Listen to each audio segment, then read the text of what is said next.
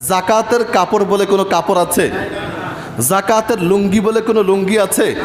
জাকাতের চাদর বলে কোনো চাদর আছে? জাকাতের চাদর আর লুঙ্গি বলে বোঝায় এমন লুঙ্গি যেটা নিয়ে ধোয়ার পরে পরার উপযুক্ত থাকে না, ঠিক কি না? জাকাতের কাপড় বলতে এমন কাপড় বোঝায় যেটা একবার পরার পর দ্বিতীয়বার সেটা দিয়ে গামছা বানানো ছাড়া, তেনা বানানো ছাড়া, নেকড়া বানানো ছাড়া কোনো উপায়। অথচ এই বড়লোক এই জাকাতের কাপড়, জাকাতের লুঙ্গি দেওয়ার জন্য বিশাল এক ব্যানার বানায়, 2 দিন ব্যাপী এলাকায় এলান করে, লিস্টি করে, তারপরে জাকাত দেয়। সেই জাকাত নিতে এসে 2-1 মানুষ পদপিষ্ট হয়ে মারা যাওয়ার নজির পর্যন্ত বাংলাদেশে আছে না নাই? প্রত্যেক বছর বড় বড় ইন্ডাস্ট্রিগুলোর মালিক যারা হয় তারা প্রত্যেক বছর জাকাতের এমন একটা আয়োজন করে, সেখানে জাকাত নিতে গিয়ে একজন না একজন মানুষ, গত বছরে 1 মারা গেছে। কারণ যারা জাকাত নিতে যায় তারা তো অসহায়, মুরব্বী মানুষ, দুর্বল মানুষ, ধাক্কা ধাক্কি সহ্য করতে পারে না, নিচে পড়ে যায়, পদপিষ্ট হয়ে মারা যায়। আপনি জাকাত দিয়ে সওয়াব কামাই করতে গিয়ে আপনি তো তার উপর জুলুম করলেন। জাকাত দেওয়ার জন্য আপনি তাকে ডাকলেন কেন? আপনার উচিত ছিল আপনি তার বাড়িতে গিয়ে তার কাছে জাকাত পৌঁছে দেওয়া। আপনি এখানে জাকাত দিয়ে আপনার বড়ত্ব প্রকাশ করলেন। আপনাকে যে আল্লাহ সম্পদ দিয়েছেন এটা শুকরিয়া আপনি করলেন না। কথা বলেন ঠিক কিনা? কথা যৌক্তিক না অযৌক্তিক? আপনি যে ব্যানার লাগায় সাংবাদিক আনায় আপনি দিলেন, আপনি তো আপনার সমাজ সেবা করেন এটা প্রকাশ করলেন, আপনি সমাজের দানবীর এটা প্রকাশ করলেন। আপনার তো উচিত ছিল জাকাত দেওয়া আপনার দায়িত্ব না গরিবের নেয়া দায়িত্ব? কথা বলেন, গরিবের নেয়া দায়িত্ব না আপনার দেওয়া দায়িত্ব? গরিব যদি আপনার জাকাত না দেয়, গরিবকে আল্লাহ জাহান্নামে দিবে। কিন্তু আপনি যদি জাকাত না দেন আপনার জাহান্নাম হবে কি না? তাহলে আপনার দায়িত্বের জন্য তাদেরকে কেন আপনি কষ্ট দিন? আপনার তো উচিত ছিল আপনার নিজ দায়িত্বে আপনি তাদের বাড়িতে এমনভাবে পৌঁছায় দিবেন, রসুলের হাদিস অনুযায়ী তুমি এমনভাবে দান করো, ডান হাতে দান করবা, বাম হাত খবর। আলহামদুলিল্লাহ, রব্বে কায়নাতের দরবারে অসংখ্য অগণিত শুকরিয়া। আল্লাহ তাআলা আজ পর্যন্ত, এখন পর্যন্ত আমাদেরকে হায়াতে বাঁচিয়ে রেখেছেন, সুস্থ রেখেছেন। দুনিয়াবি কাজকর্ম থেকে ফারিগ করে, অবসর করে জুমার নামাজের নির্ধারিত সময়ের বেশ কিছুক্ষণ পূর্বে মসজিদে এসে কিছু কথা বলবার, শোনবার তৌফিক দান করেছেন। এই জন্য আমরা সবাই দিল থেকে শুকরিয়া দান করি, আলহামদুলিল্লাহ। সাথে সাথে অসংখ্য দুরুদ ও সালামের হাদিয়া পেশ করছি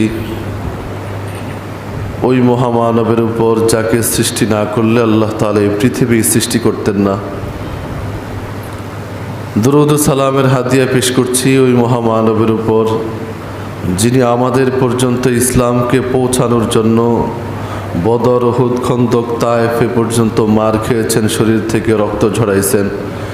ওই মহামানবের প্রতি অসংখ্য দুরুদ ও সালামের হাদিয়া পেশ করছি। সবাই মহাব্বতের সাথে পড়ি সাল্লাল্লাহু আলাইহি ওয়াসাল্লাম, সাল্লাল্লাহু আলাইহি ওয়াসাল্লাম, সাল্লাল্লাহু আলাইহি ওয়াসাল্লাম।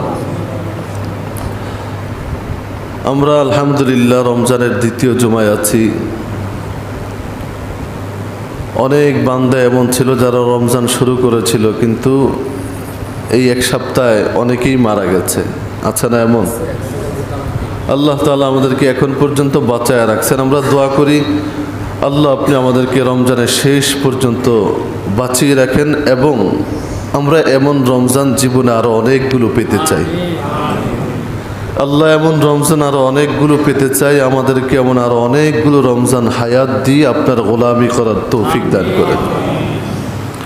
আমি এখানে আয়াতের একটু অংশ তিলাওয়াত করেছি, রসুলের হাদিসের এক টুকরা তিলাওয়াত করেছি। আল্লাহ যদি তৌফিক দান করেন এই আয়াত এবং হাদিসের উপর এমন কিছু কথা যেন মুখ দিয়ে বের করে দেন যে কথাগুলো আমার প্রয়োজন, আপনাদের প্রয়োজন, এবং সেই কথাগুলোর উপর আল্লাহ তাআলা আমাকে আপনাদেরকে আমল করার তৌফিক দান করেন।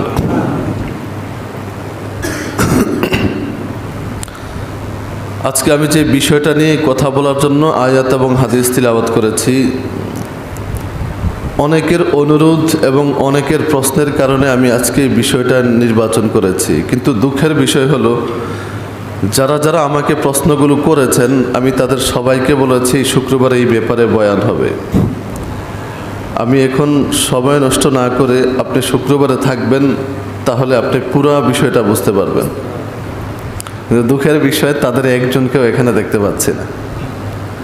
এই হলো আমাদের আগ্রহ, মানে ওনার সুযোগ মতে হলে উনি আমার থেকে ফায়দা নেবে, আমার সুযোগটা উনি দেখবে না। দেখা যায় অনেক সময় এমন হয়, আমার বাসায় জরুরি কাজ থাকে অথবা মাদ্রাসায় ক্লাস থাকে, আমি নিয়ত করে যে সালাম ফেরানোর সাথে সাথে আমি উঠে চলে যাব, তো এখান থেকে বাসা যাওয়া পর্যন্ত 3, 4, 5 জন পর্যন্ত 5 জায়গায় দাঁড়াতে হয়। কিন্তু যদি বলি আপনি একটু নামাজের পরে, এখন সময় নাই, মাগরিবের পরে দেখা করেন, তখন আর খুঁজে পাওয়া যাবে না। আচ্ছা যাক, বিষয়টা হলো জাকাত। রমজান মাস আসলে আমাদের অনেকেই জাকাত দিয়ে থাকি, যদিও রমজানের সাথে জাকাতের কোনো সম্পর্ক নাই। জাকাতের সম্পর্ক হলো ধন সম্পদের সাথে এবং কিছু শর্ত শারায়েতের সাথে। নেশাব পরিমাণ পূর্ণ হবে, শর্তগুলো পাওয়া যাবে, যখন পাওয়া যাবে তখনই জাকাত ফরজ হবে। এমন না যে শুধু রমজানে জাকাত ফরজ হয়, কিন্তু সুবিধার জন্য রমজানে বেশি সওয়াব হয়, এই জন্য আমাদের দেশে একটা নিয়ম নীতি রীতি হয়ে গেছে, রমজানে বিষয়টা হিসাব করে, অর্থ সম্পদের হিসাব করে এবং রমজানেই জাকাত দেয়।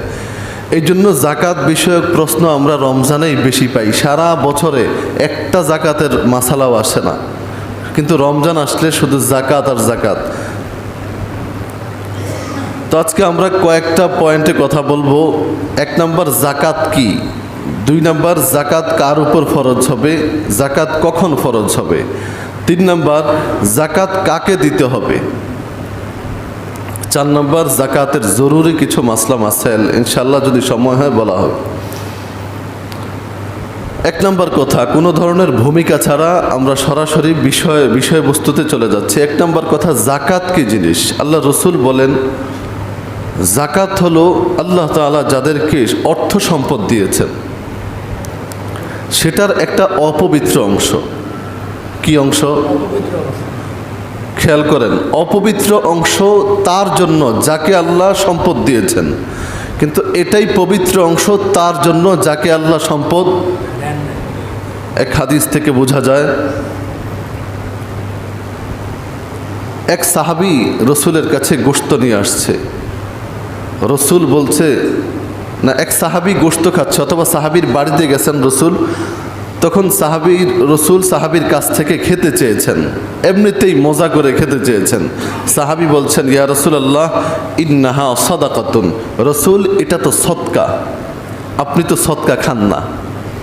রসুল বলছেন, লাকি সাদাকাতুন ওয়ালানা হাদিয়াতুন। তোমার জন্য সদকা, তবে তোমার পক্ষ থেকে আমার জন্য হাদিয়া।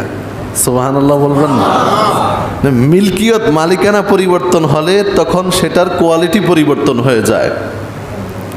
তো বলছিলাম, জাকাত কাকে বলে।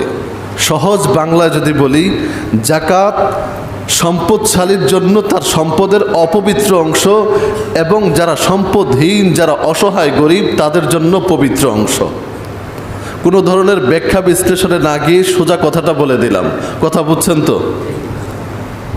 এবার জাকাত কার উপর ফরজ হবে? সহজ কথা, যে নির্ধারিত পরিমাণ নেশাবের মালিক তার উপর জাকাত ফরজ হবে। সম্পদ কম বেশি সবার আছে, কিন্তু সবার উপর জাকাত আসবে না। যাকে আল্লাহ তাআলা নির্ধারিত পরিমাণ সম্পদ দিয়েছেন তার উপর জাকাত ফরজ হবে। জাকাতটা কি, ব্যাপারে আল্লাহ তাআলা কোরআনেও বলেছেন, লিসাইলি ওয়াল মাহরুম।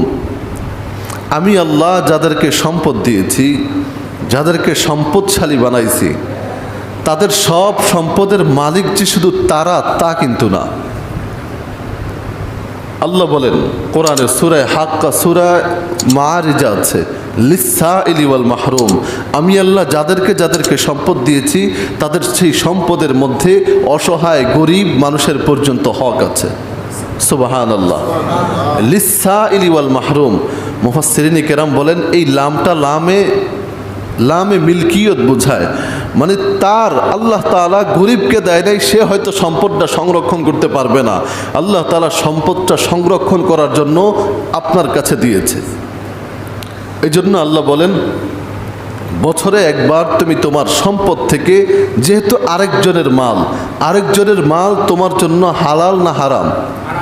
কথা বলেন, আরেকজনের মাল আমার জন্য আপনার জন্য হালাল না হারাম?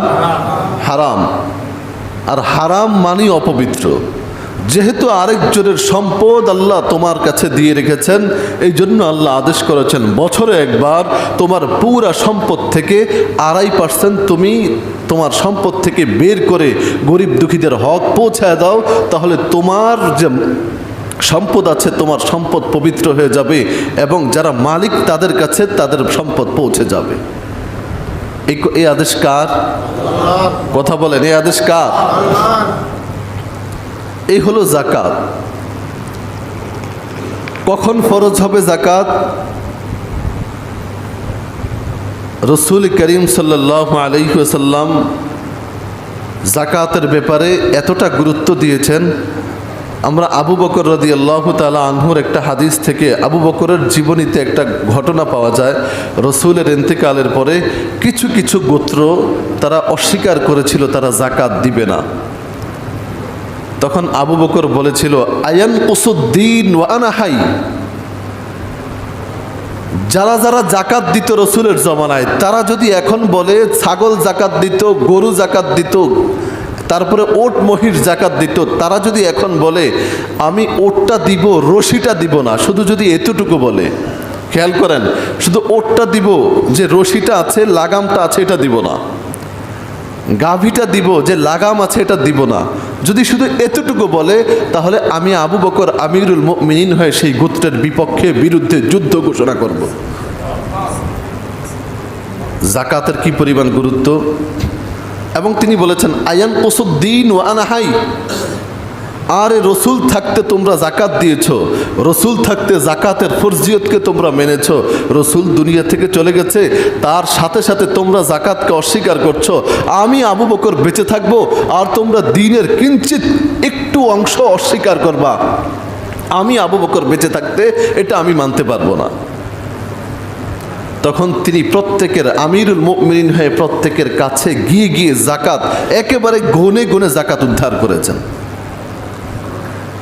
এই জন্য যাকাতের হুকুমটা কি, অথবা যাকাত ফরজ হওয়ার ইতিহাস কি, এটা বলতে গেলে লম্বা সময় চলে যাবে।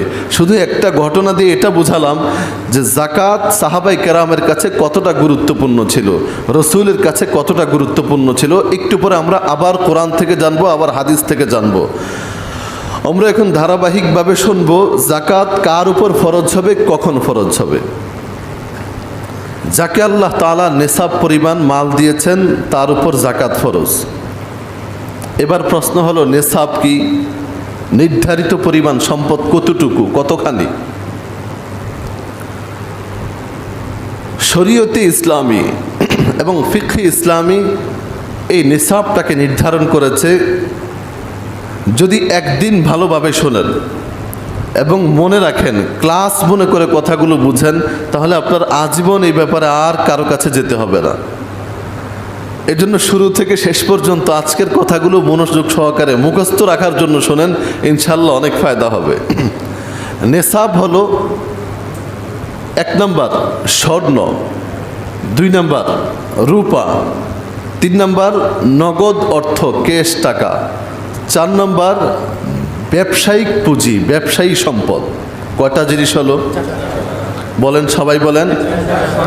1 নম্বর বলেন, 2 নম্বর, 3 নম্বর নগদ অর্থ ক্যাশ টাকা, 4 নম্বর ব্যবসায়ী পুঁজি, ব্যবসার যে টাকা অথবা ব্যবসার যে পুঁজিটা আছে। কিন্তু শরীয়ত 2টা জিনিসকে মানদণ্ড দিয়েছেন, 2টা জিনিসকে নির্ধারণ করেছেন। এই 2টার মাধ্যমে 4টা বিষয়ের উপর যাকাত ফরজ হবে। বলেন কয়টার মাধ্যমে, কয়টার উপর?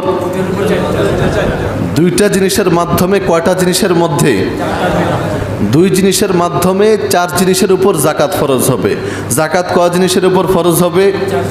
চার জিনিসের উপর। কয় জিনিসের মাধ্যমে? চারটা জিনিস কি কি? জি, স্বর্ণ, রূপা, ক্যাশ টাকা, ব্যবসায়িক পুঁজি। আর নির্ধারণ হবে দুইটা জিনিস দিয়ে, সেই দুইটা হলো স্বর্ণ আর, বলেন, স্বর্ণ আর রূপা দিয়ে। এবার নির্ধারণের মাপকাঠিটা কি? স্বর্ণ যদি কারো কাছে 7.5 তোলা থাকে, প্রথমে বলি তোলা আর ভরির যে হিসাব দোনোটা একই। স্বর্ণ যদি কারো কাছে 7.5 তোলা থাকে অথবা 7.5 ভরি, যেটাই বলেন, তাহলে তার উপর জাকাত ফরজ হবে। রূপা যদি কারো কাছে 52.5 ভরি থাকে তাহলে তার উপর জাকাত ফরজ হবে। স্বর্ণ কতটুকু? 7.5 ভরি। রূপা কতটুকু? 52.5 ভরি বা 52.5 তোলা। আর ব্যবসায়িক সম্পদ অথবা ক্যাশ টাকা, সেটার উপর কিভাবে হিসাব হবে? স্বর্ণ এবং রূপার মাধ্যমে এই দুটার হিসাব হবে। এখন ধরেন কারো কাছে 7.5 ভরি স্বর্ণ নাই, 52.5 ভরি রূপা নাই, 1 ভরি স্বর্ণ আছে, 1 ভরি রূপা আছে, 10,000 নগদ ক্যাশ আছে অথবা 20,000 টাকা আছে, এবং তার ছোট্ট একটা দোকান আছে। কি কি আছে বললাম? 1 নম্বরে 1 ভরি স্বর্ণ আছে, 1 ভরি রূপা আছে, কিছু ক্যাশ আছে, ধরেন 20,000 টাকা ক্যাশ আছে, এবং তার ছোট্ট একটা দোকান আছে। ওই দোকানের পুঁজি ধরেন 30,000 টাকা, কম করে আমরা ধরলাম। খেয়াল করেন, যদি তার কাছে শুধু 7.5 ভরি স্বর্ণ থাকতো তাহলে তার উপর জাকাত ফরজ হতো। যদি শুধু 52.5 ভরি রূপা থাকতো তার উপর জাকাত ফরজ হতো। এখন তার কাছে যদি 7.5 ভরি স্বর্ণ না থাকে, 52.5 ভরি রূপা না থাকে, দুটোটা থেকে কিছু কিছু থাকে, তাহলে হিসাবটা কেমনে হবে? তখন হিসাব হবে, অর্থের হিসাব হবে, দাম মূল্যের হিসাব হবে। 1 ভরি স্বর্ণের দাম বর্তমানে কত বলেন? আমি যতটুকু শুনেছি গতকাল পর্যন্ত 1,08,000 টাকা। 1 ভরি স্বর্ণের দাম কত? 1,08,000 টাকা। আর রূপার ভরি 1,000 টাকা, সর্বোচ্চ 1,200 টাকা। তাহলে 1 ভরি স্বর্ণ যদি থাকে তাহলে তার কাছে আছে 1,08,000 টাকা। 1 ভরি রূপা আছে, মানে তার কাছে আরও 1,200 টাকা আছে, তাহলে 1,09,200 টাকা। ঠিক না? এখন এই দুইটা মিলায়া, স্বর্ণ 7.5 ভরি আর রূপা 52.5 ভরি, এই দুইটার যেটার নেশাবের হিসাব করলে তাড়াতাড়ি জাকাত ফরজ হবে, দুইটার যেটার নেশাব ধরলে গরিব তাড়াতাড়ি জাকাত পাবে, সেটার হিসাব ধরে জাকাত ফরজ করা হবে। তাহলে এবার আপনারা বলেন, দুটার কোনটার মূল্য ধরলে এই 1,12,000 টাকা, 1 লাখ কত হলো? 1,09,200 টাকা। স্বর্ণের 7.5 ভরির দাম ধরলে তাড়াতাড়ি জাকাত ফরজ হবে, নাকি রূপা 52.5 ভরির দাম ধরলে জাকাত তাড়াতাড়ি ফরজ হবে? আপনারাই বলেন কোনটা? রূপারটা ধরলে। কারণ রূপার 52.5 ভরির দাম সর্বোচ্চ 1,000 টাকা করে ধরলে কত হবে? 52,500 টাকা। এখানে আরও কিছু আমরা বাড়ায় ধরি, 60,000 টাকা। 52.5 ভরি রূপার দাম সর্বোচ্চ কত? 60,000 টাকা হবে। আর তার কাছে আছে কত? তার কাছে আছে কত? 1,09,200 টাকা আমাদের হিসাবে। এখন যদি তার কাছে আরও 10,000 টাকা ক্যাশ থাকে তাহলে তার কাছে আছে 1,19,200 টাকা।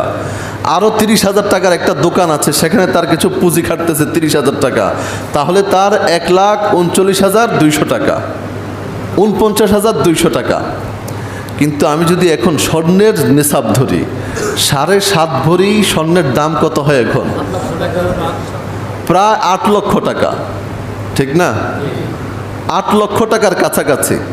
যদি স্বর্ণের নেশাব ধরি তাহলে কি তাড়াতাড়ি জাকাত ফরজ হবে? এই লোক 1.5 লক্ষ টাকার মালিক হওয়ার পরও তার উপর জাকাত ফরজ হবে? হবে না। গরিব ঠকে যাবে, বড়লোক হতে থাকবে।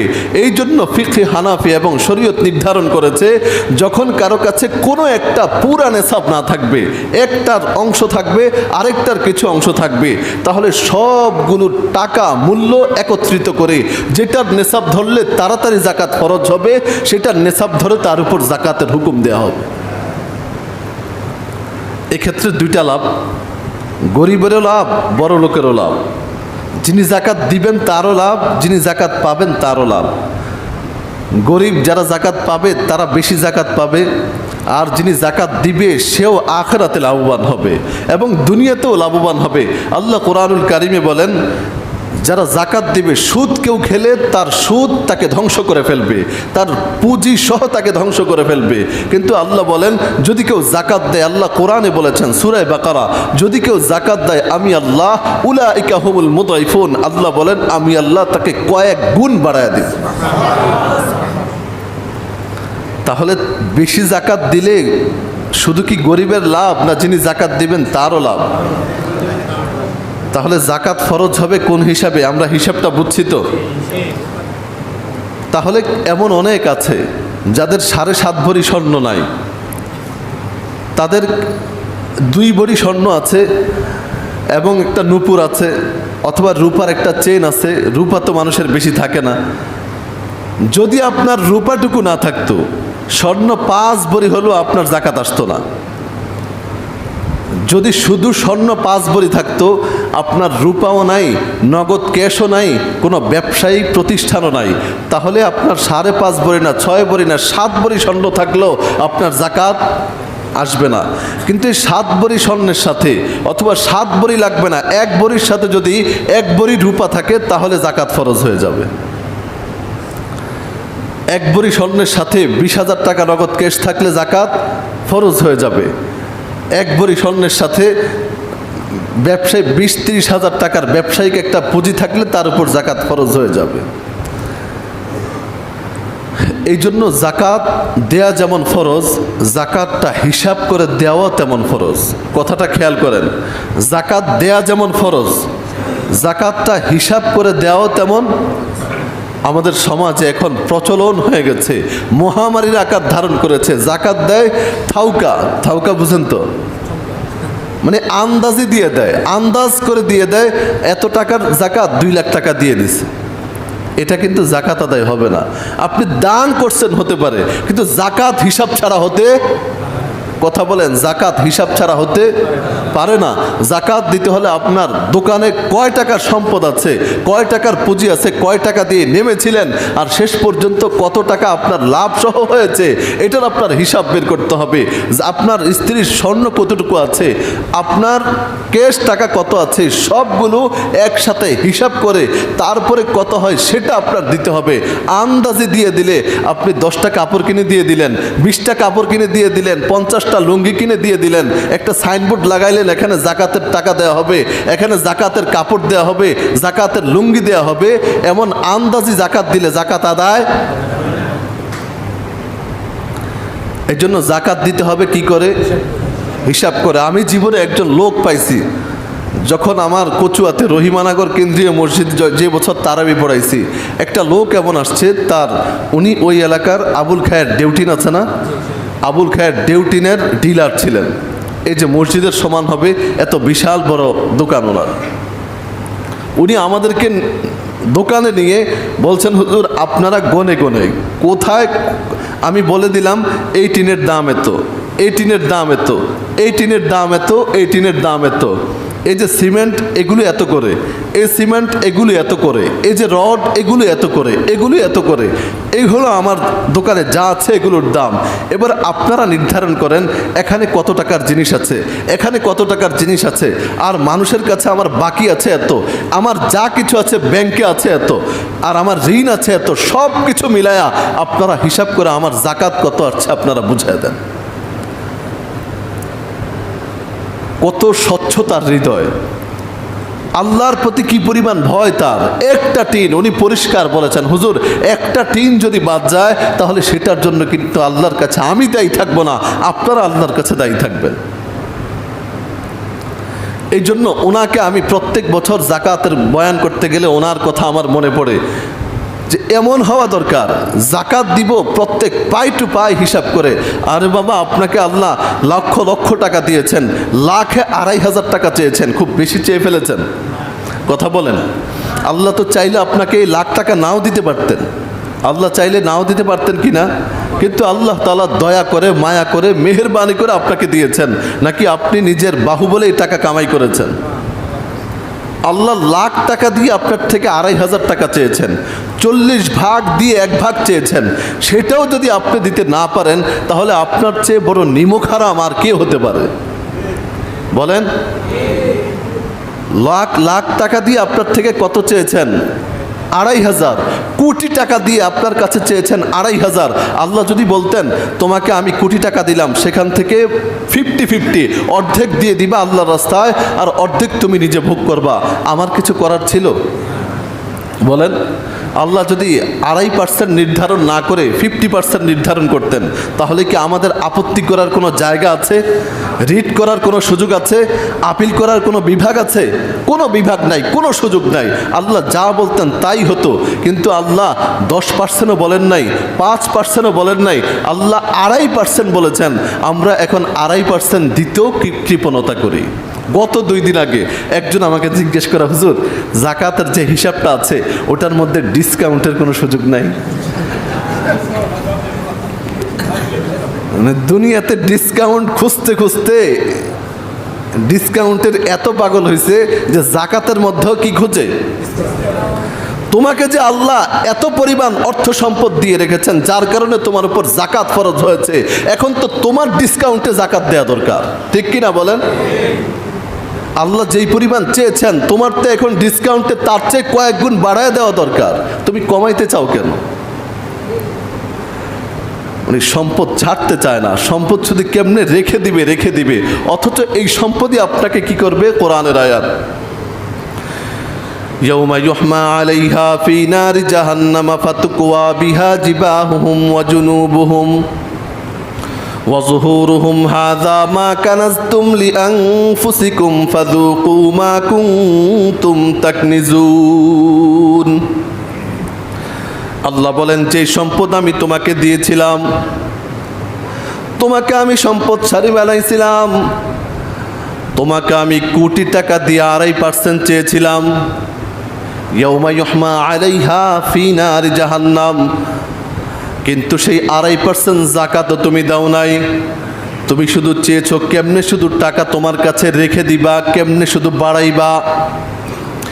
আল্লাহ বলেন, যারা জাকাত না দিয়ে সম্পদ শুধু সঞ্চয় করে রাখবে, জমা করে রাখবে, কিয়ামতের ময়দানে তাদের এই সঞ্চিত সম্পদগুলোকে আগুন দিয়ে জ্বালানো হবে। কি দিয়ে? আগুন দিয়ে জ্বালায় সেগুলোকে গালানো হবে। ইয়াউমা ইউহমা আলাইহা ফি নারি জাহান্নাম, জাহান্নামের আগুন দিয়ে সেগুলো জ্বালানো হবে, গালানো হবে। গালানোর পরে ফাতুকওয়া বিহা জিবাহুহুম, সেই গালানো সম্পদ দিয়ে তার চেহারাকে ইস্ত্রি করা হবে। ফাতুকওয়া, ইস্ত্রি করে, যে এই স্ত্রীকে আরবিতে বলে মিকওয়াতুন। কি বলে? মিকওয়াতুন। আল্লাহ এখানে শব্দটা বলে নাই ছেক দেওয়া হবে, আল্লাহ বলছেন ইস্ত্রি করা হবে। ফাতুকওয়া বিহা জিবাহুহুম, তাদের কপালকে ইস্ত্রি করা হবে। ওয়াজুনুবুহুম, এই পার্শ্বগুলোতে দাগ দেওয়া হবে। ওয়াজহুরুহুম, পিঠে দাগ দেওয়া হবে। আর বলা হবে হাযা মা কানাস্তুম লিআনফুসিকুম, এই যে এগুলো কি জানো, যা তোমরা নিজেদের জন্য জাকাত না দিয়ে গরিবের হক যেটা তুমি নিজের জন্য সঞ্চয় করে রেখেছিলা, জমা করে রেখেছিলা, হাযা মা কানাস্তুম, এটা তোমার সঞ্চিত সম্পদ। ফাযুকু মা কুনতুম তাকনিজুন, এখন ভোগ করো, দেখো তোমার দুনিয়ার সম্পদের মজা কেমন। কে বলবে? বলেন, কে বলবে? এ তো কোরআনের আয়াত। হাদিসে কি আছে? যারা জাকাত দিবে না, জাকাত ফরজ হয়েছে তারপরেও জাকাত দেয় না, আল্লাহ রসুল বলেন, মান আতাহুল্লাহু মালান ওয়া লাম ইউআদ্দি যাকাতাহু যাকে আল্লাহ তাআলা ধন সম্পদ দিয়েছেন, অর্থ সম্পদ দিয়েছেন, তারপরেও যাকাত দেয় না, মুসিলা লাহু ইয়াউমাল কিয়ামাতি শুজাআন আকরা, কিয়ামতের ময়দানে আল্লাহ তাআলা তার সেই সম্পদকে তার জন্য একটা বিষধর সাপের আকৃতি বানায় দিবেন। ইয়তাওয়াকুহু, সেই সাপটা তার গলায় পেঁচা থাকবে, পেঁচাইতে পেঁচাইতে মাথাটা, সাপের মাথাটা তার মাথার সামনে এসে তাকে ধ্বংসন করতে থাকবে আর বলতে থাকবে, আনা কানজুক আনা মালুক, আমি তোমার দুনিয়ার সেই সাজানো সম্পদ, আমি তোমার দুনিয়ার সেই উপার্জিত সম্পদ যাকে তুমি জমা করে রেখেছিলা, আনা মালুক, আমি তোমার দুনিয়ার সেই সম্পদ যা তুমি গরিব দুঃখীদের হক মেরে নিজের জন্য জমা করে রেখেছিলা। এই জন্য যেটা দান করব সেটা আমার, আমি যেটা বলি যেটা দান করব সেটা আমার, যেটা নিজের কাছে রেখে দেব সেটা আমার না, সেটা কার? আপনি মারা যাবেন, সেটা কার বলেন? সেটা কার? দলিল লিখে দিয়ে যেতে হবে? দলিল লিখতে হবে? বলে যাওয়া লাগবে? কোনো কিছু লাগবে না, আপনার রূহ বের হবে, আপনার সম্পদ অটোমেটিক বন্টন হবে, ঠিক না? কে কতটুকু পাবে সেটা বলতেও হবে না, আপনাকে বলার প্রয়োজনও বোধ করবে না, কেউ আপনার কোনো দলিলপত্রও দেখবে না, তাদের মাঝে অটোমেটিক বন্টন হয়ে যাবে। এই জন্য যাদের উপর যাকাত ফরজ হয়েছে, যে হিসাবটা বললাম, এই হিসাবে অনেক মানুষের উপর যাকাত ফরজ। যাকাত যে ফরজ এটাই জানে না। মহিলাদের 2-3 ভরি স্বর্ণ নাই, একটু রূপা থাকে না, মহিলাদের কিছু জমানো টাকা থাকে কি না? তাহলে এগুলোর উপর তো যাকাত এসে থাকে, তারা তো যাকাত দেয় না। এই জমানায় তো যারা মোটামুটি সচ্ছল তাদের কাছে 60-70-80 হাজার টাকার একটা কেস থাকে না, এটা তো খুব দুষ্কর, ঠিক না? এই জমানায় যারা মোটামুটি সচ্ছল, যারা ছাত্র, তারাও তো টিউশনি করে 50-60 হাজার টাকা জমায় ফেলায়। কথা বলেন ঠিক কি না? তাহলে ভাই আমার দায়িত্ব ছিল আমি হিসাবটা বুঝাই দিলাম। এবার আপনি জানেন আপনার উপর যাকাত ফরজ কিনা। যদি যাকাত ফরজ হয়, হিসাব করে আপনার যাকাত দিয়ে দেওয়া, এটা আপনার দায়িত্ব। যে জায়গার উপর যাকাত আসবে না, আমি এই জন্যই তো ভাই আরো আগে আগে বয়ানে আসবেন। এই কথাটা যদি আপনি প্রথম থেকে থাকতেন, এখন এই প্রশ্নটা করতে হতো না, 2 মিনিট কথা বলে সবার সময় নষ্ট করতে হতো না। প্রথম আসেন নাই, এই জন্য আপনার এই প্রশ্নটা জাগছে। প্রথমে আমি বলছি না কয় জিনিসের উপর যাকাত আসবে। রাস্তাঘাটে আমাদেরকে খুব প্রশ্ন করতে পারেন, কিন্তু আমরা যখন দিতে যাই তখন আপনারা নিতে চান না। এই জন্য ভাই আমাদের সুবিধাটাও বুঝেন। 4 জিনিসের উপর যাকাত আসবে: স্বর্ণ, রূপা, নগদ ক্যাশ আর ব্যবসায়িক পুঁজি। যদি কেউ কারো অঢেল জায়গা থাকে সেটার উপর যাকাত আসবে না, কিন্তু যদি সে জায়গা কিনে এই নিয়তে যে এই জায়গা দিয়ে সে কিছুদিন পরে বিক্রি করে ব্যবসা করবে, রিয়েল এস্টেটের ব্যবসা, এরপরে জায়গার ব্যবসা যেটাকে বলে প্লটের ব্যবসা, এই ব্যবসার উপর তখন আবার জায়গার উপর যাকাত আসবে। কথাটা কি বুঝছেন? মানে ব্যবসা যেটা দিয়ে আপনি করবেন সেটার উপর যাকাত আসবে। এবার যাকাত যদি কেউ না দেয় তাহলে কি হবে সেটা শুনলাম। যাকাত যদি দেয় তাহলে কি হবে?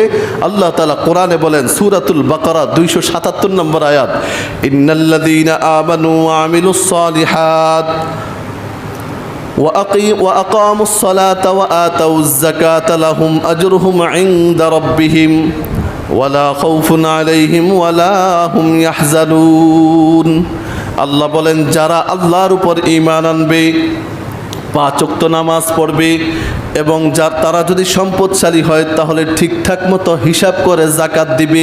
আল্লাহ যেখানে নামাজের কথা বলেছেন, আকিমুস সালাতা ওয়া আতুজ যাকাহ, যেখানে নামাজের কথা বলেছেন সেখানেই যাকাতের কথা বলেছেন।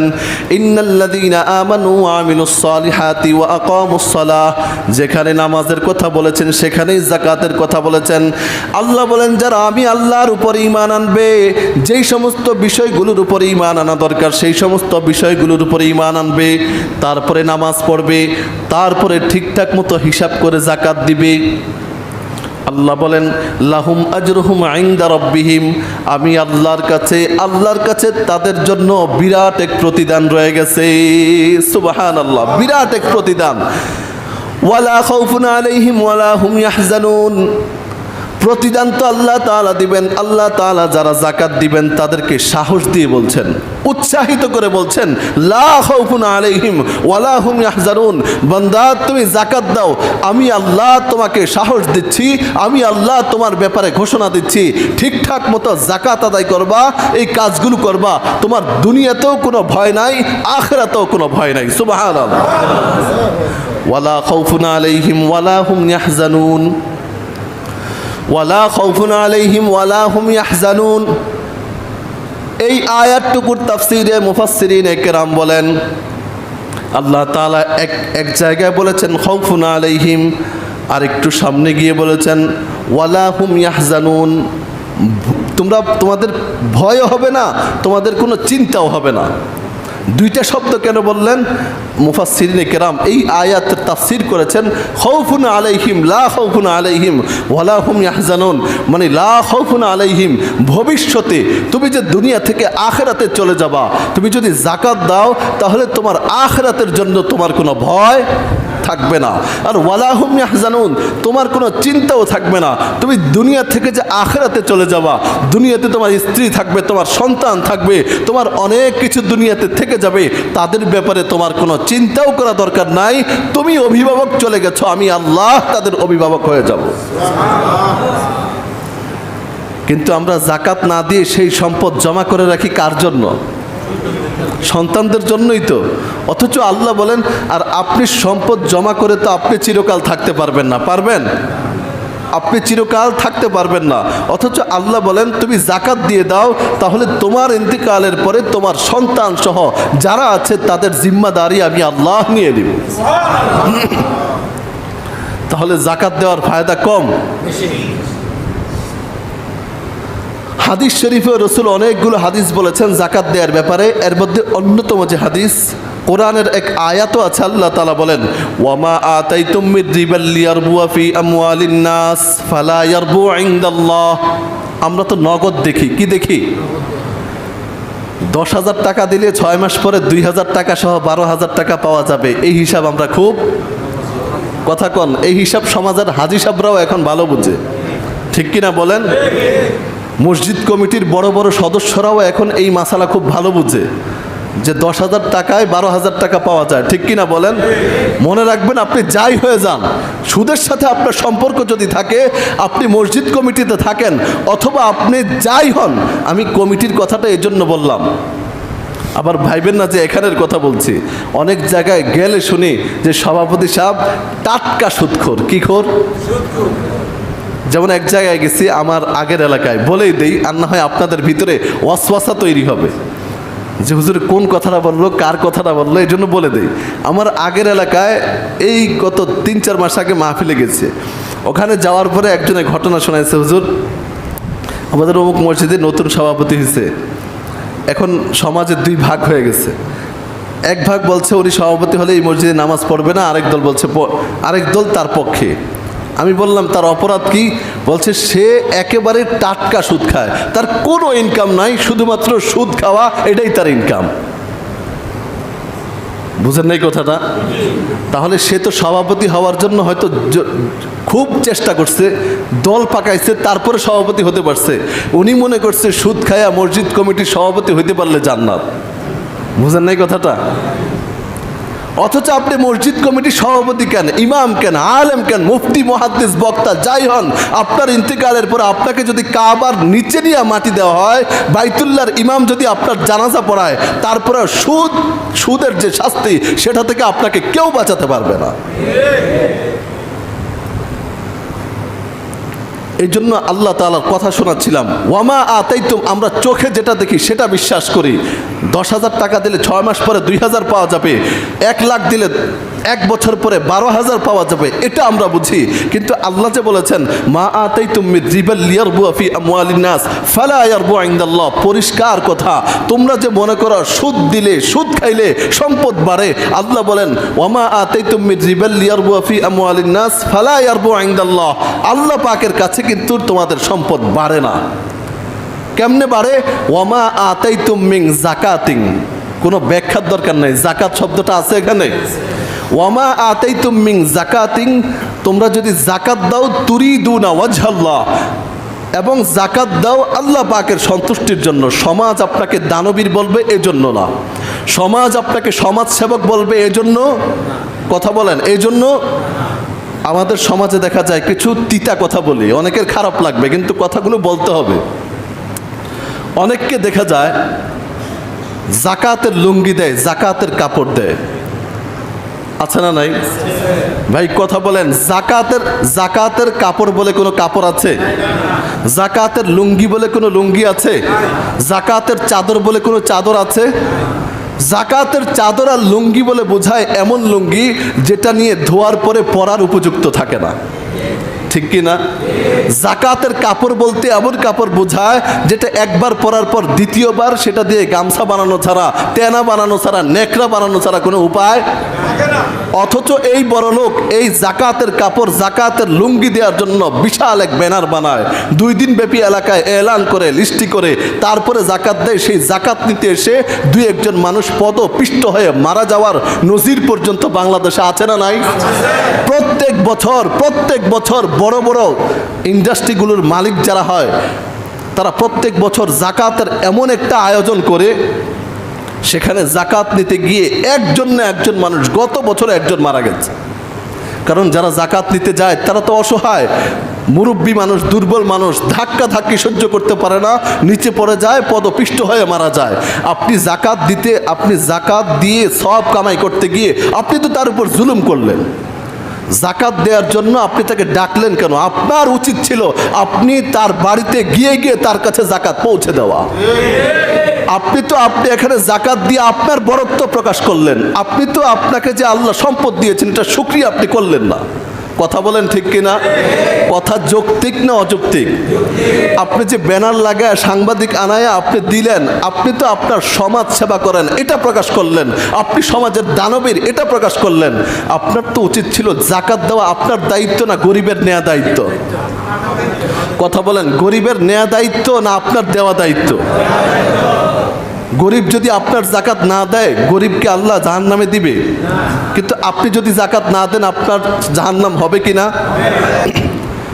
তাহলে আপনার দায়িত্বের জন্য তাদেরকে কেন আপনি কষ্ট দিন? আপনার তো উচিত ছিল আপনার নিজ দায়িত্বে আপনি তাদের বাড়িতে এমনভাবে পৌঁছায় দিবেন, রসুলের হাদিস অনুযায়ী তুমি এমনভাবে দান করো, ডান হাতে দান করবা, বাম হাত খবর জানবে না। কিন্তু এটা কি আজকাল হয়? 1 লাখ টাকা জাকাত দিলেই এলাকা গরম, ঠিক কি না বলেন? এই জন্য ভাই যারা জাকাত দেন, আপনাদের কাছে আমার বিনীত অনুরোধ, এই সমস্ত হালকা পাতলা কাজগুলো করে আখিরাত বরবাদ করবেন না।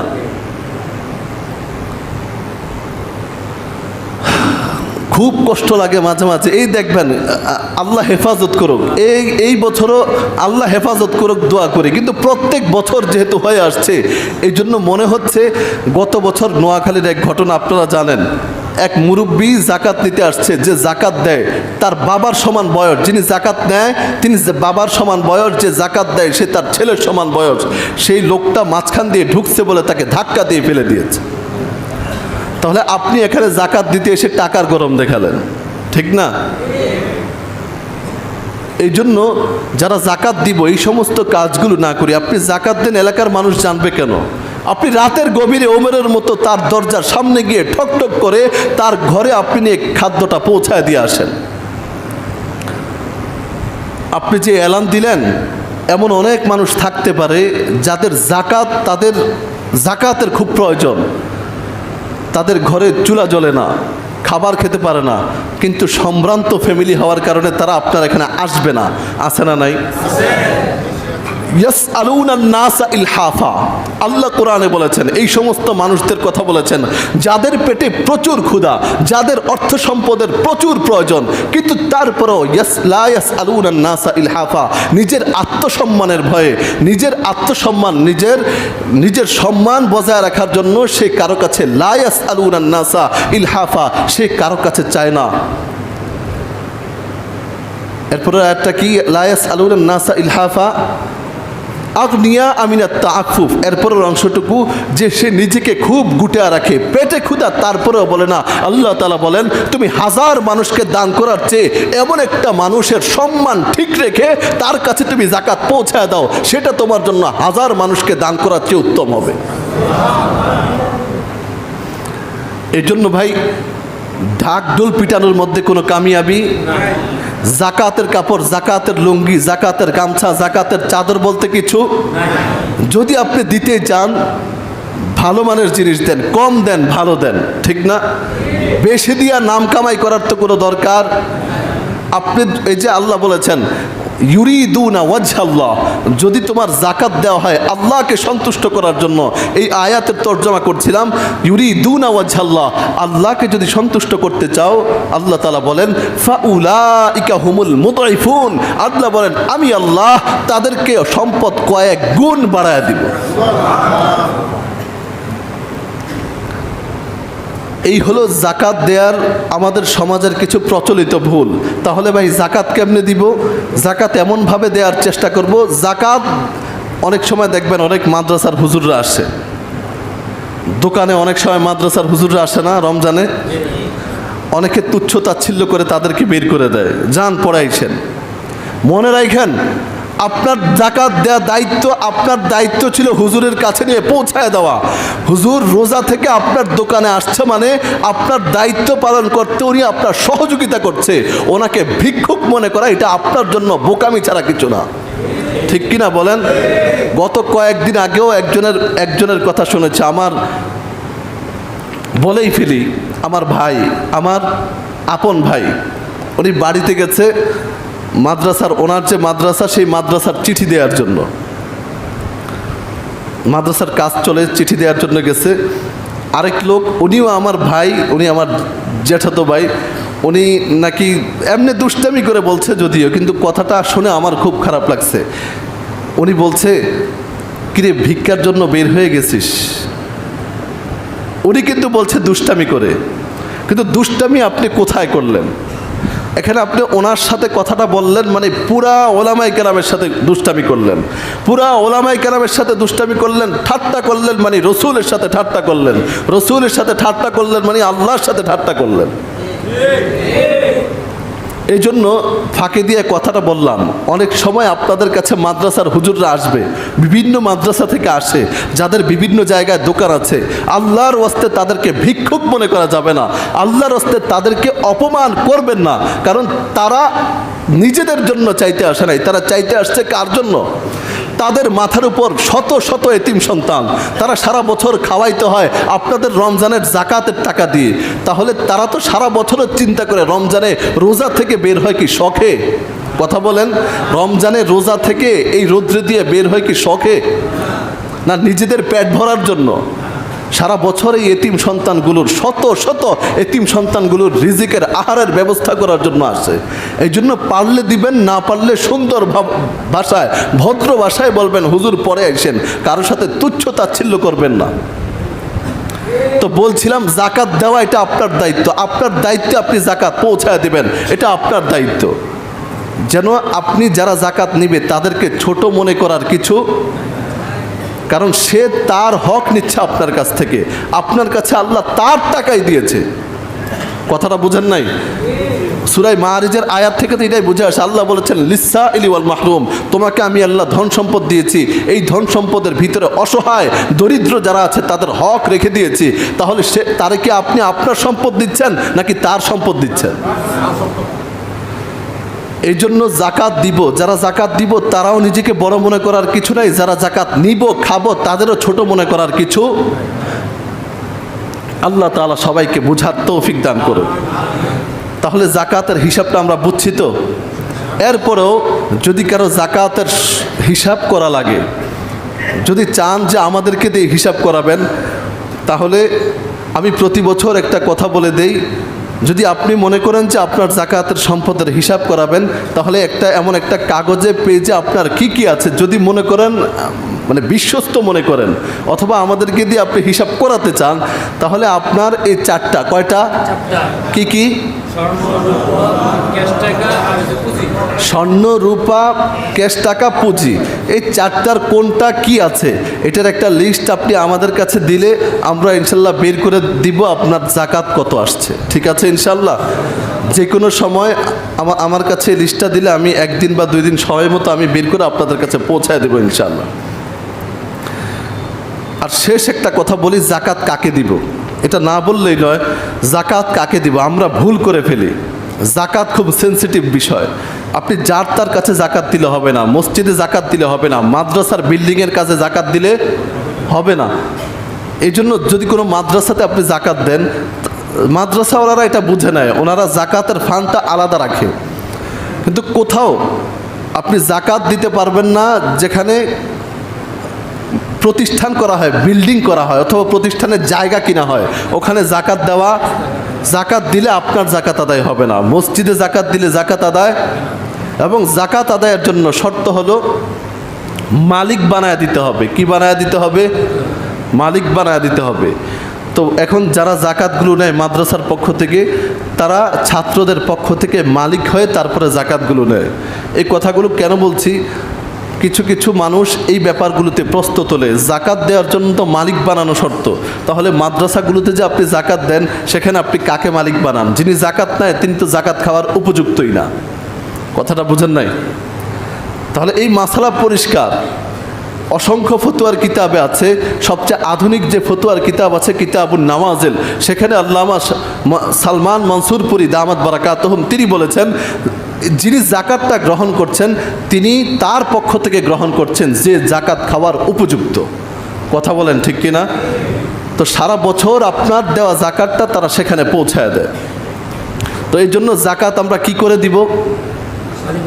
বলেন, হিসাব করে দিব। কি করে দিব? নাকি আন্দাজে দিব? কোনো হিসাব নিকাশ ছাড়া কোনো জাকাত নাই। জাকাতের সাথে হিসাবের সম্পর্ক ওতপ্রোতভাবে জড়িত। আপনি যদি হিসাব ছাড়া জাকাত দেন, জাকাত আদায় হবে না, আপনার এটা দান হবে, জাকাত হবে না। কথা ক্লিয়ার? এবার জাকাত কাকে দিব বলছিলাম, সবচেয়ে উত্তম হলো আপনার নিকটাত্মীয়দের মধ্যে যদি কেউ অসহায় থাকে তাকে জাকাত দিবেন। জাকাত দেওয়ার জন্য একেবারে গরিব হতে হবে এমনটা জরুরি না। অনেকে আছে সচ্ছল তবে টেনে টুনে চলে, যার উপর জাকাত ফরজ না সেই জাকাত খেতে পারবে। কথাটা বুঝছেন? যার উপর জাকাত ফরজ না সেই জাকাত খেতে পারবে। তাহলে আপনার আত্মীয় স্বজনের মধ্যে অনেকে আছে সচ্ছল তবে কষ্ট করে চলে, অনেক টেনে টুনে তারপরে চলতে হয়। দিনে কি জানি বলে, দিন আনে দিন খায়, আছে না? এই সমস্ত মানুষকেও দিতে পারেন। তারপরে নিকট আত্মীয়র পরে আপনাদের আশপাশে যে সমস্ত প্রতিষ্ঠানগুলো আছে, প্রতিষ্ঠান বললে ভুল হবে, এতিমখানা। কি বলেন? কি এতিমখানা, লিল্লা বোর্ডিং। যেই মাদ্রাসায় দিবেন যদি এতিমখানা লিল্লা বোর্ডিং না থাকে সেখানে দেওয়ার দরকার নাই, দিবেনই না। দান করবেন তবে জাকাত দেওয়া যাবে না। এতিমখানা লিল্লা বোর্ডিংয়ে আপনার জাকাত আপনি দিতে পারেন। তাহলে আপনাদের আশপাশে যে সমস্ত মাদ্রাসাগুলো আছে সেখানেও আপনি আপনার জাকাত দিতে পারেন, তবে আপনি এটা বলে দিতে হবে যে এটা আমার জাকাতের টাকা। ঠিক আছে? বিশেষভাবে আমার কাছে আপনাদের এলাকার আশপাশের অনেকগুলো মাদ্রাসা থেকে বলেছে তাদের কথা বলে দেওয়ার জন্য। আশপাশের যে সমস্ত লিল্লা বোর্ডিংগুলো আছে এগুলোতেও দিবেন। বিভিন্ন জায়গা থেকে ফোন দিয়েছে, বিশেষভাবে কুমিল্লাতে একটা মাদ্রাসা আছে, যে মাদ্রাসার কথা বলছিলাম, আমার ভাই যেখানে থাকে ওখানে শত শত ছেলে, এতিম ছেলে আছে। ওখান থেকে ওনারা আমার কাছে জোর আবদার জানাইছে আপনাদের কাছে বলার জন্য, যদি আপনারা কেউ ওখানে শরিক হতে চান তাহলে আমার কাছে আপনাদের জাকাতের টাকা পৌঁছায় দিতে পারেন। ঠিক আছে ইনশাআল্লাহ? আল্লাহ যে কথাগুলো বলা হলো চেষ্টা করা হয়েছে সহি কথা বলার, এরপরেও যদি ভুল হয়ে থাকে আল্লাহ যেন ক্ষমা করেন। সহি কথাগুলোর উপর আল্লাহ তাআলা আমাকে আপনাকে আমল করার তৌফিক দান করেন। আর একটা কথা 2 মিনিট শেষ করে দিচ্ছি। এই ব্যাপারে আগামী সপ্তাহে বিস্তারিত কথা হবে। এতেকাফ কি বলেন? এতেকাফ আমরা রমজানের আগের জুমায় বলেছিলাম আমাদের ধারাবাহিক এই মাসের যে শিডিউল, রমজানের শেষ 10 দিন আমরা এতেকাফ করব। এতেকাফ কি, কেন, হুকুম আহকাম কি, আগামী সপ্তাহে বিস্তারিত কথা হবে। আজকে শুধু একটা কথা বলবো, এতেকাফ এটা একটা ইবাদত। এতেকাফ কি? এটা একটা ইবাদত, এটা কোনো তামসার নাম নয়। কথা বুঝছেন? এতেকাফ কি? এটা কোনো তামসা? অনেক জায়গা আছে এতেকাফে বসে উনি ফেসবুক চালায়, আছে না নাই? এতেকাফে বসেই উনি ইউটিউব দেখতেছে। আপনি ফেসবুকে কি সব ওয়াজই আসে? আর ফেসবুকে আপনি এতেকাফ তো একটা আবদ্ধ সময়ে, নির্ধারিত সময়ে নির্ধারিত কিছু কাজ করা ছাড়া আর কিছু আপনি করতে পারবেন না। তাহলে সেই নির্ধারিত কাজগুলোর মধ্যে কোরআন হাদিস পড়ে আমরা মোবাইল চালানো পাই না, ইউটিউব দেখা, ফেসবুক দেখা আমরা পাই না। এই জন্য এতেকাফে বসে যদি আপনার টাচ মোবাইল চালাইতে হয় অথবা মোবাইলে কথা বলা ছাড়া অন্য কোনো কাজ যদি আপনি করতে চান, তাহলে সেটা এতেকাফ থাকবে না, সেটা তামসা হয়ে যাবে। কথা বলেন ঠিক কিনা? এই জন্য এই বছরও আমাদের এখানে যথারীতি এতেকাফ হবে পূর্বের বছরের ন্যায়। তবে সবাইকে এতেকাফের আম দাওয়াত দেওয়া হলো, ব্যাপক দাওয়াত দেওয়া হলো। তবে একটা কথা, সেটা হলো এই বছর আমি এতেকাফে বসছি ইনশাআল্লাহ। আমরা চেষ্টা করব আমাদের 10 দিনের 24টা ঘন্টা প্রতিদিন, 10 দিনের প্রতিদিনের 24টা ঘন্টা আল্লাহ পাকের ইবাদতে কাটাইতে। এমনভাবে আমরা একটা রুটিন করব, যেই রুটিনের কারণে আমি ঘুমাইলে আমার ঘুমটাও ইবাদত হবে। এমন একটা রুটিন করব, যেই রুটিনে আমি খাবার খাবো সেটাও আমার ইবাদত হবে, টয়লেটে যাব সেটাও আমার কি হবে? ইবাদতের বাহিরে আমরা অন্য কোনো কাজ করতে পারবো না। যদি কেউ এমন 10 দিনের জন্য আপনি আপনার দুনিয়াকে একেবারে ছেড়ে দিয়ে মসজিদে এসে আল্লাহর মেহমান হতে পারেন, তাহলেই আপনি এতেকাফ করবেন। এছাড়া আপনি এতেকাফও করবেন, আপনার মোবাইলও আপনি ঠিক রাখবেন, এতেকাফও করবেন, ফেসবুক ইউটিউবও ঠিক রাখবেন। তাহলে এমন এতেকাফকারীর দরকার আল্লাহরও নাই, আমাদেরও। কথা বলেন, আল্লাহরও নাই, আমাদেরও। আল্লাযী খালাকাল মাউতা ওয়াল হায়াতা লিয়াবলুয়াকুম আইয়ুকুম আহসানু আমালা। সূরা মুলক 2 নম্বর আয়াতে আল্লাহ বলেন, আমি মানুষকে বানাইছি, হায়াত এবং জীবন দিয়েছি, জীবন এবং মৃত্যু দিয়েছি, লিয়াবলুয়াকুম আইয়ুকুম আহসানু আমালা, এটা দেখার জন্য কার আমল বেশি সুন্দর হয়। কার আমল? আল্লাহ এটা বলেন নাই লিয়াবলুয়াকুম আইয়ুকুম আকসারু আমালা, কার আমল বেশি, এটা দেখার জন্য আল্লাহ বলেন নাই। তাহলে আল্লাহ পরিমাণ চান না কোয়ালিটি চান? সবাই বলেন, আল্লাহ কি আমলের পরিমাণ চান না কোয়ালিটি চান? অনেক সেজদা আল্লাহ চান না, অনেক ইবাদত আল্লাহ চান না। আল্লাহ চান অল্প সেজদা দাও, তবে সেজদাটা এমন সেজদা দাও যে সেজদার ব্যাপারে রাসূল বলেছেন, তুমি সেজদা ঠেকাবা জমিনে আর আল্লাহ আরশ থেকে তোমার পিঠে হাত বুলাবে। তাহলে এতেকাফের ক্ষেত্রে আমাদের একই কথা, বেশি সংখ্যার দরকার নাই, এমন কয়েকজন দরকার যারা 10টা দিনকে একেবারে ফারেক করে আল্লাহ পাকের জন্য 10টা দিনকে খালি করতে পারবে। ঠিক আছে ইনশাআল্লাহ? এমন যারা আছেন, যদি এমন কেউ থাকেন ইনশাআল্লাহ, দেখি কে কে আছেন, হাত তোলেন তো ইনশাআল্লাহ। কারা কারা এই বছর এতেকাফে রাজি আছেন? মাশাআল্লাহ। হাত কি কমে গেল? হ্যাঁ, আচ্ছা মাশাআল্লাহ। এরপরেও এই জন্য কথাটা বললাম, মানসিক একটা প্রস্তুতি আছে। আগে একটু টাচ এই জন্য দিয়ে দিলাম যেন আগ থেকে আমরা মানসিকভাবে প্রস্তুতি নিতে পারি। আল্লাহ তাআলা আমাদেরকে আমল করার তৌফিক দান করুন।